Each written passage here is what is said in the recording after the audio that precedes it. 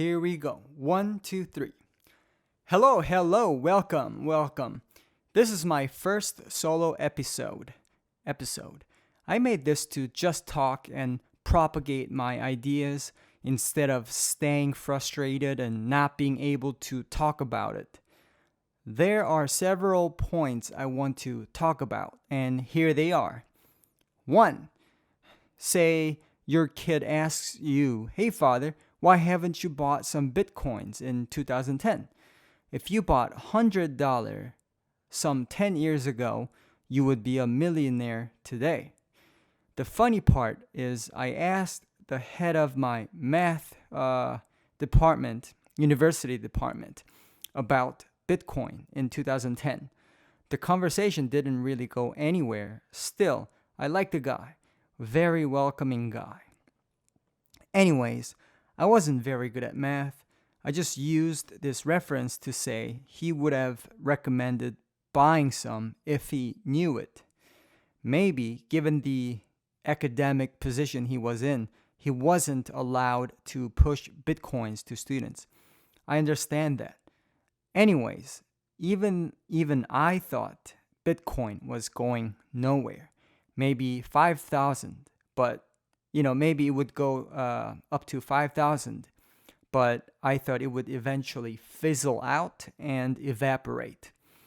I'm here to say, in 2010, I absolutely did not know Bitcoin possibly hitting $100,000 ever.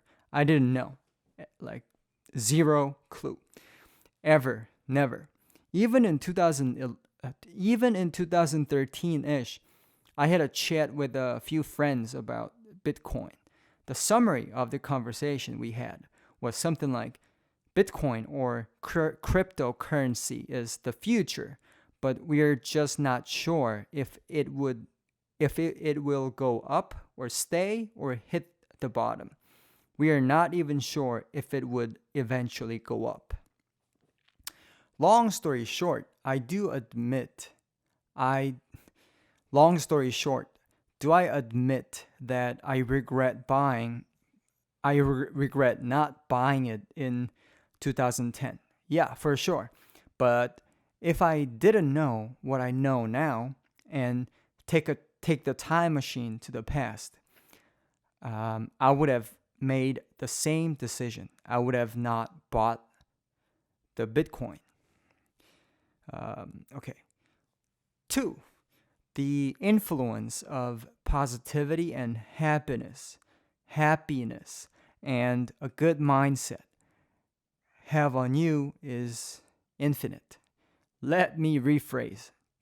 I'm just here to say you want to be around a person who's very positive and that makes you happy. Because talking to a person with positive personality can change you in every way and up your productivity. Yeah, up your productivity and your mood, your daily mood in general. It makes you do things better and things you normally wouldn't try.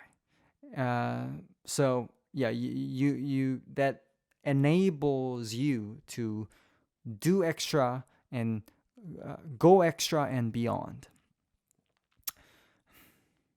Okay, it doesn't matter if the person is like overly positive or fake positive. I think it helps you a lot. You also need people who say no to you because they truly believe they're right. Let me rephrase. I'm not rephrasing. I'm just going to say it clearly. You also need people who say no to you because they truly believe they're right.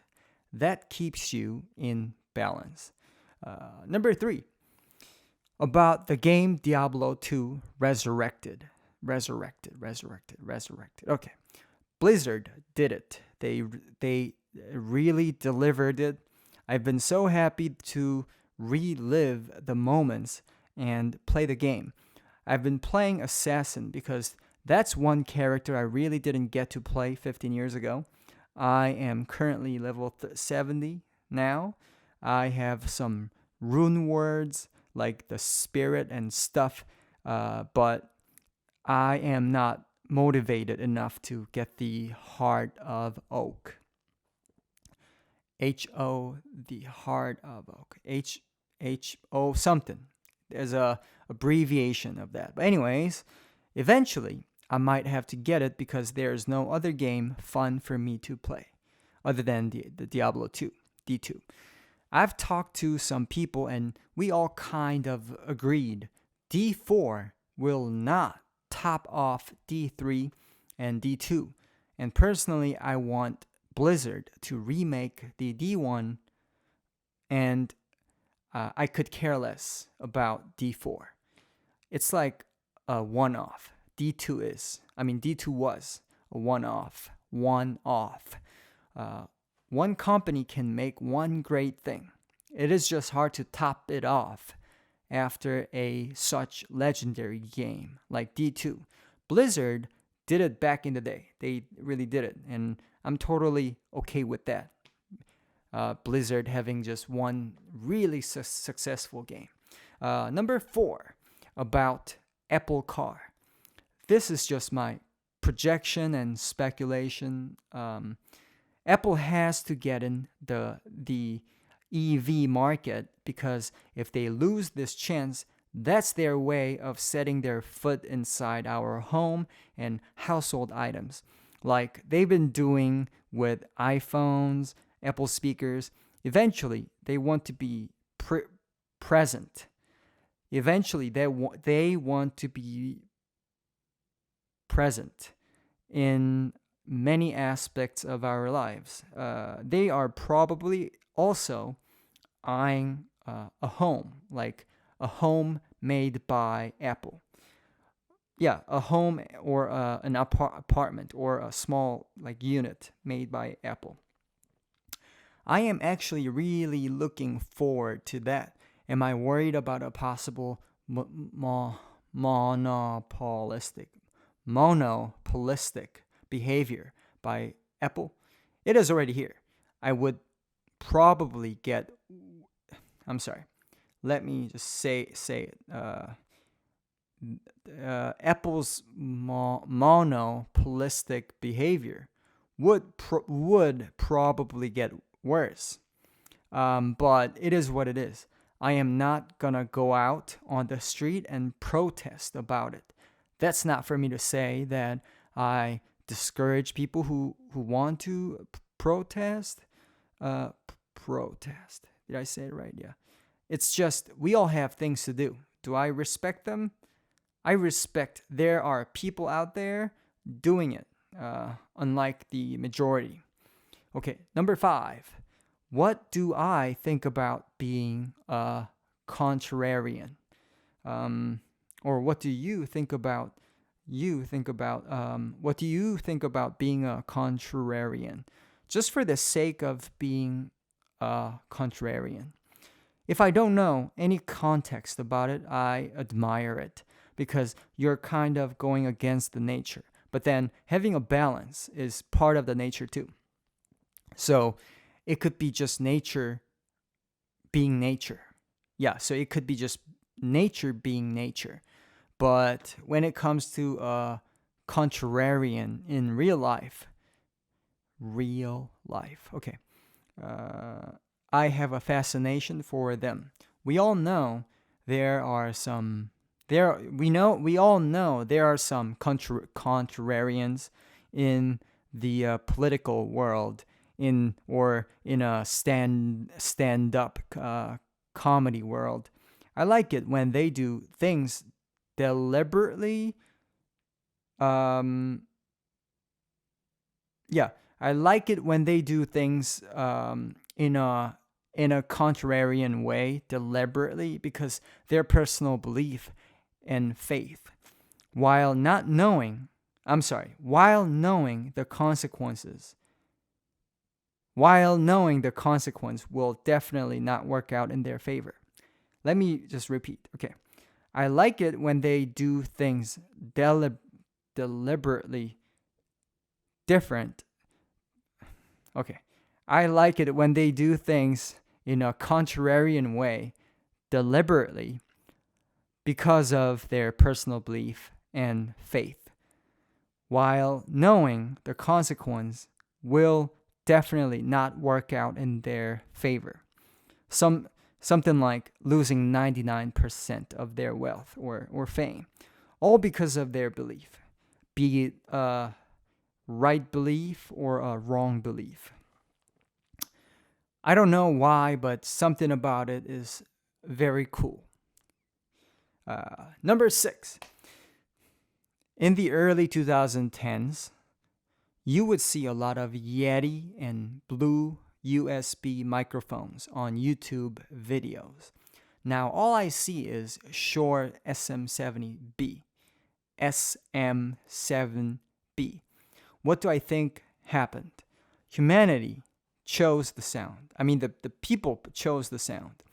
The general consensus agreed that this is what they want for a narration mic. Visual design wise, it is not an interesting one, right? But now a lot of people are using them. It wasn't just because all the microphone salesmen recommended and pushed Shure SM7B. Maybe that has to do with it a little bit too, but I think it's the sound that sold it. But then there are like 1,000 different microphones out there. But why this particular one?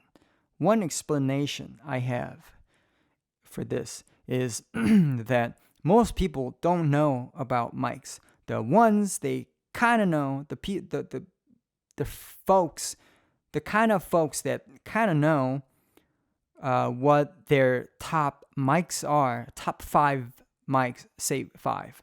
And out of those, Shure SM7B is the sound they want to go with. And what happened to the most popular mics in from the 70s and 60s? People who liked those popular mics from 70s, okay, let me say it again. People who liked those popular mics of 70s and 60s are no longer with us. So the general consensus also changed. Because people from the 80s wanted to sound different than 60s and 70s, they chose something else other than whatever that was popular in the 70s and 60s. I think that's what sort of happened. Number 7. When it comes to the phones, Apple and Samsung are the best. When it comes to physical products, Apple gives us the most satisfying, complete product. Samsung comes the second. Google is right behind Samsung. Just think in terms of phones, tablets, home assistants like Google Nest or Amazon Alexa. This will be a big challenge for Google and Amazon. Their physical products get overshadowed by Apple's physical products. Number 8. The subscription model is the king. They are vacuum machine sucking money. I'll just say it again. They are basically a vacuum machine sucking money. I'm not saying it right. Not sucking money. What's the better word? They are sucking. I guess sucking money. Why not? Just imagine a vacuum cleaner sucking money. Okay, think Amazon Prime, Netflix monthly fee, 365 family plan, or Microsoft, that monthly fee. Adobe, I don't know how to say it. Adobe. Subscription fee. Google Drive fee. AWS monthly fee. at a corporate level. Right. Number 9. Sorry, I didn't really just say the main point for number 8, but that's what I've been thinking. The subscription model is what's generating the profit for the for their company, for the top 4. Number 9, what is the next level for the auto market? We want to do things inside the running car we want to do things inside a running car as if we are living in the living room or bed. We are in a bedroom, sleeping, or a full-on business meeting with 4 people, like they would do in a private jet or something. Basically erasing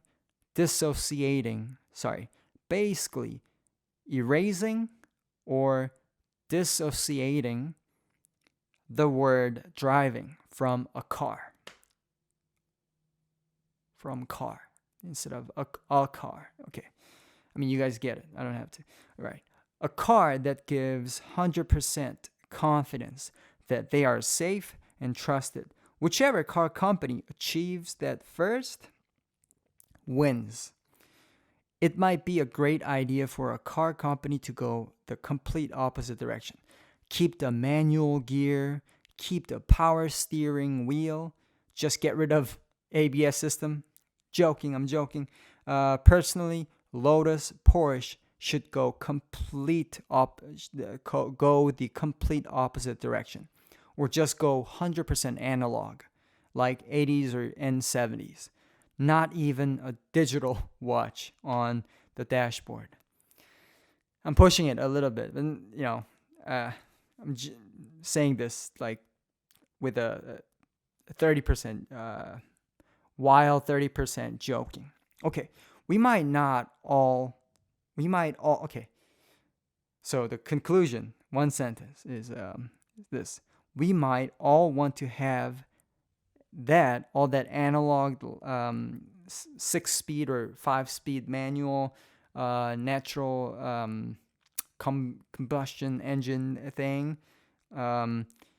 We might want to have all that back in the future, because in the future it's all going to be electric. I mean, at least that's what we were thinking, right? What the future kind of feels like, right? I don't know. Number 10, my prediction for the Apple car. It will be a statement piece that will foretell the newer Apple cars that are coming in the future. I'll just say that again. Sorry. My prediction, number 10, my prediction for the Apple car. It will be a statement piece that will foretell the newer Apple cars that are coming in the future. So less of what the market needs at the moment, and more of, hey, this is the coolest car ever. And why? Because it's made by Apple. We made it. Apple made it. So design first, even at the expense of comfortability. I don't think Apple can beat the level of interior designs or like rigidness, like not practical. I don't know. Anyway, scratch that. I don't think Apple can beat the level of interior designs. The little buttons like the ones inside Audi or BMW, their body and frame.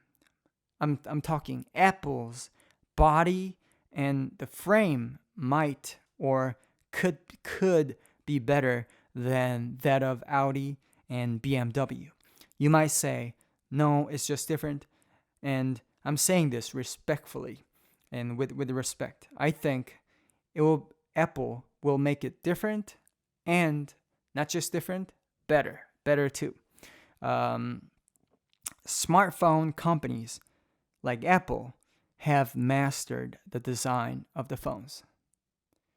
I didn't say that. That's a bad sentence, but anyways, I'm gonna go on. Now the footprint is not just a small phone frame. Now the footprint is not just a small phone frame, it's a car frame. So Samsung, Apple, they've been working on a small frame, right? Like a phone. Now it's a car frame. It's a bigger. What I'm saying is now the frame they're working on, it's bigger because it's a car, as opposed to the size of the phone. Overall, I am so excited for Apple's first car. I am not going to be able to afford it, but just beyond excited just to see it. I am just beyond excited just to see it.